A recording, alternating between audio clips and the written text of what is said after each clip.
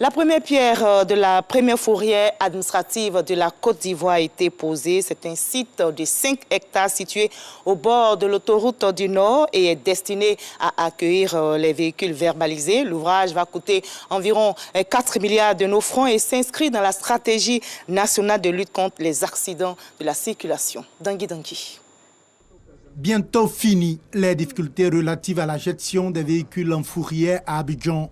La Côte d'Ivoire va s'offrir dans 18 mois une fourrière administrative d'une superficie de 5 hectares avec des aires de parking et une zone administrative sur l'autoroute du Nord à la zone industrielle de PK22. La pose de la première pierre de cette infrastructure a eu lieu ce vendredi. Le maître d'ouvrage délégué promet des services de qualité aux usagers.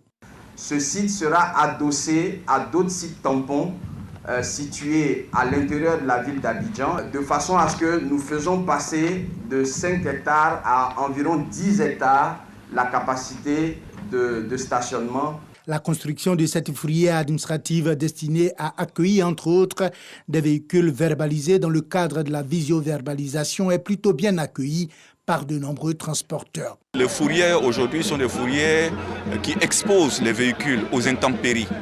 La construction de cette nouvelle infrastructure va, à notre sens, permettre de sécuriser tous les véhicules qui sont tombés sous le cas des fourrières. Entre autres résultats attendus de la réalisation de cette fourrière administrative, un changement progressif du comportement des usagers de la route à travers un dispositif répressif efficace.